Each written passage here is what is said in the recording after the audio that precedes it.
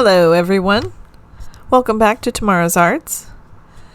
Today we are going to be drawing a dragon, and we're using pen and ink and watercolor and apparently a very nice square side of a box of my pen box. I am totally eyeballing these borders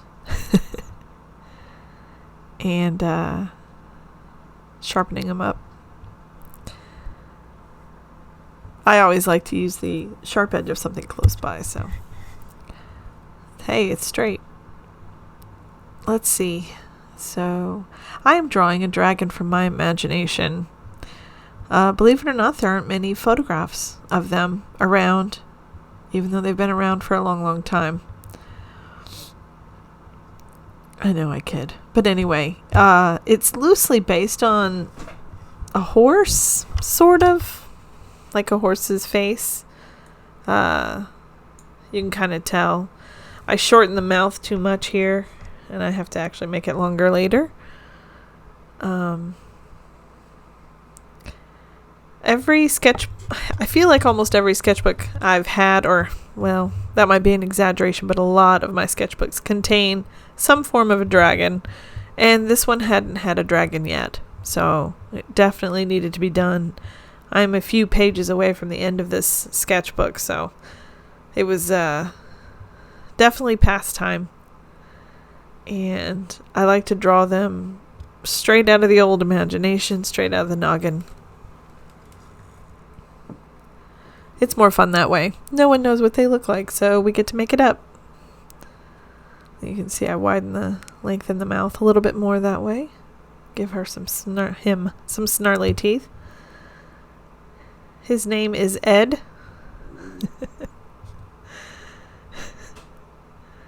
Why not? Ed the dragon. And he is a sentient dragon, and he guards his little town, but you'll see that later. It's in the little side panel that I did to the side. The composition was inspired by something I had done for my mom, actually, a long time ago. I did a fairy drawing. It's a small one. She's had it in a frame ever since I was quite young, probably a teenager, and it's got that same composition. It's got a detail of a fairy with flowers in the center, and on the right hand side it's got the silhouette of grass and a little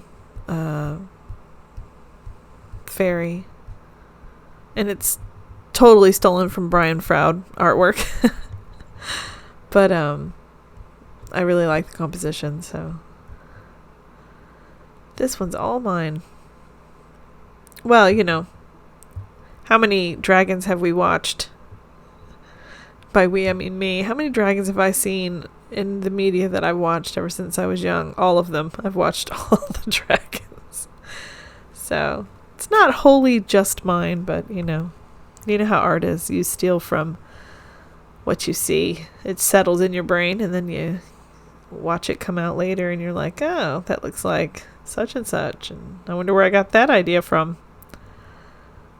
It's not hard to imagine. So here I'm masking off the borders and attempting to tape down that page to the rest of my notebook a little bit. I am using blue painter's tape.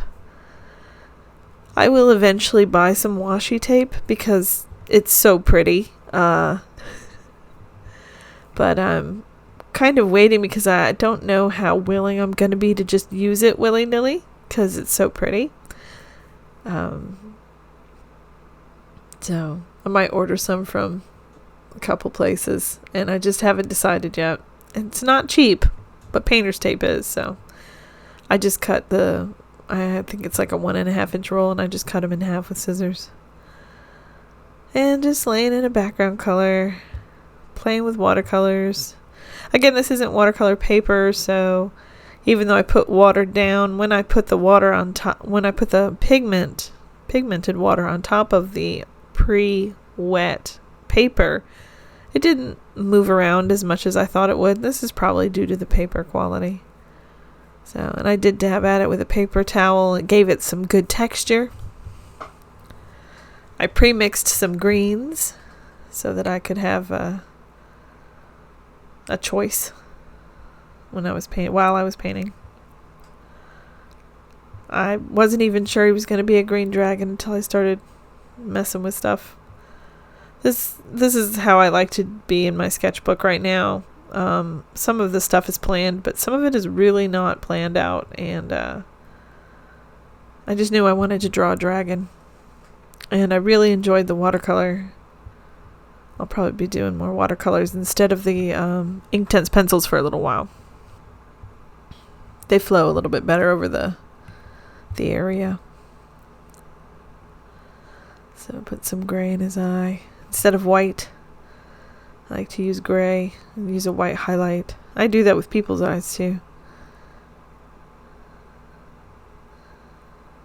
As you get more experienced, you start to learn that the whites of the eyes there's not a lot that's white about them, unless they have a little sparkle or shine.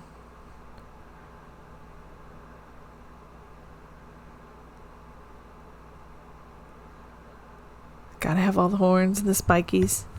That little odd shape to the right hand side of his eye is actually, in my mind, a timpani organ. I don't know. Reptiles and amphibians have them instead of ears. They have a little timpani cover, and it's their ear. So that's what that is, in case anyone's wondering. Still did not learn my lesson about painting wet against a wet surface. Although it didn't work, it didn't mess up as bad as it did the last time. One day I will learn that lesson. I'm just so used to going for it. So you do have to let things dry before you put watercolor up against them. But it didn't run too badly into itself. I did wait for some things to dry this time. Just not that. Just having a good time modeling the face.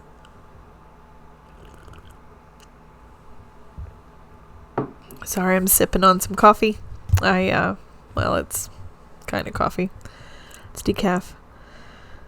I have had a sore back these past few days, and I needed some fortification to do a voiceover, but I really wanted to get this done while I'm off from work. So, onward and onward. Got his little snarly teeth. Ed is a very nice dragon, but if you push him too far, he will use his teeth. But mostly it's against people who mean the town harm.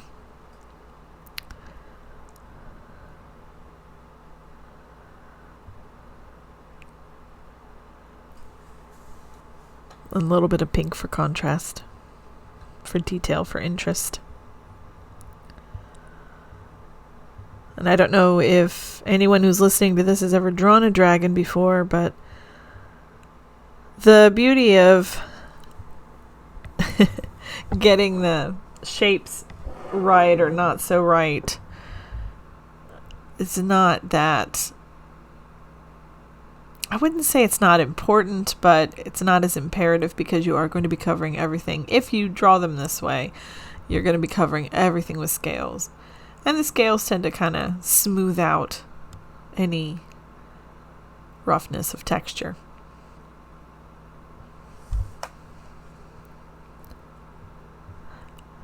And I did slow this down so that you could just watch the peeling of the tape. Gotta love those sharp edges when you do watercolor. There's just nothing quite like a clean border.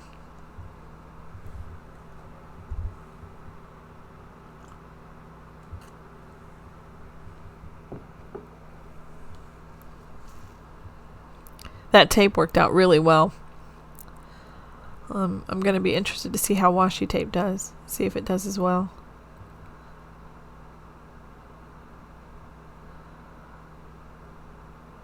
And now for the little side panel. That tells a little bit more about this dragon's story.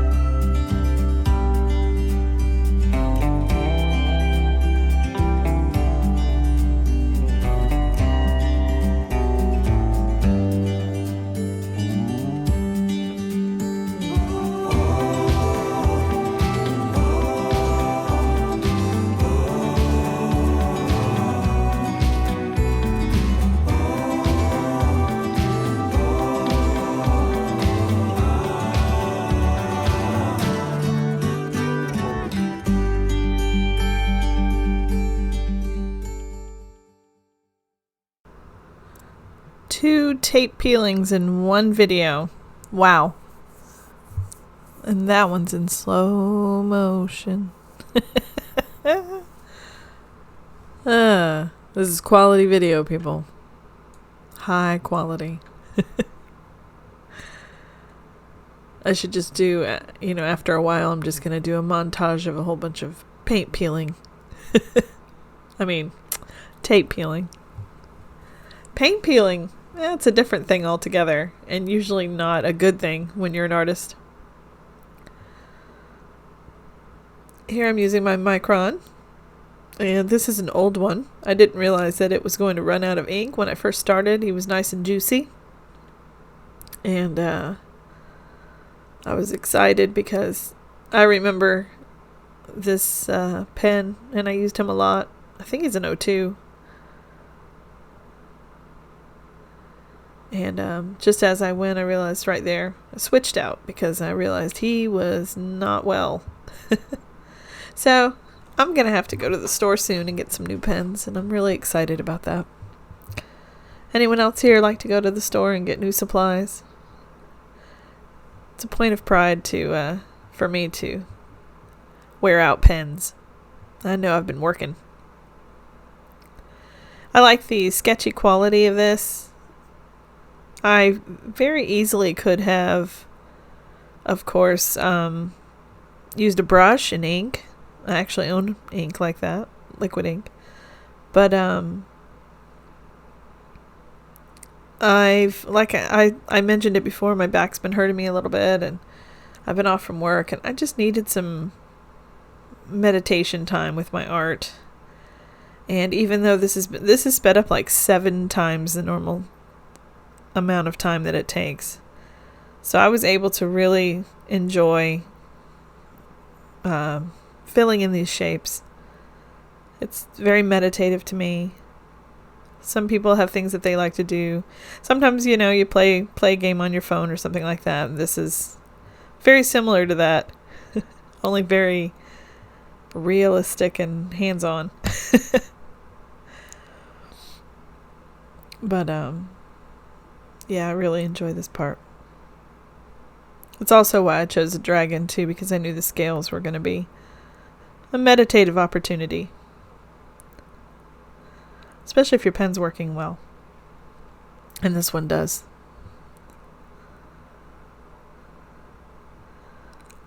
No real plan for the structure, just arbitrary little windows. Just so you know, they're home. They're not alarmed that he's sitting up there on the cliffside watching over them. In fact, it makes them more comfortable to know that he's there. I hadn't thought about what they feed him. Maybe they share their sheep, their livestock. Can you imagine the stories they can tell their children? If you're bad, Ed's right there and he's always hungry. Well, hopefully they wouldn't do that.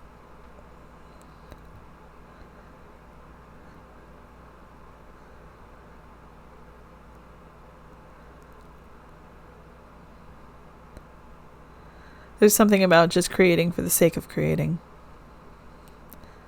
Just basically doodling with some form of direction. It's very nice.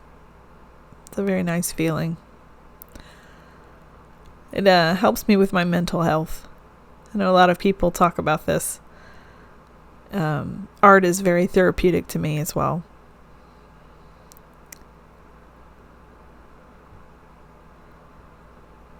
It allows you to concentrate on something other than day-to-day life. It allows you to go somewhere else for a little while.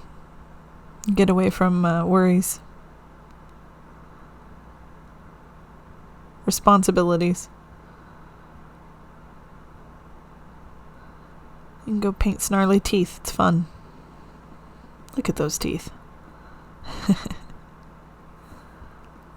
I also have a lot of fun making up where the scales go. Just making up the anatomy, kind of on the fly. I've drawn dragons before, so I don't really have to... I wasn't really thinking too hard about him. Maybe I should plan a dragon out.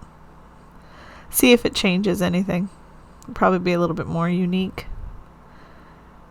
He's just a basic green fire-breathing dragon with a pretty orange eye.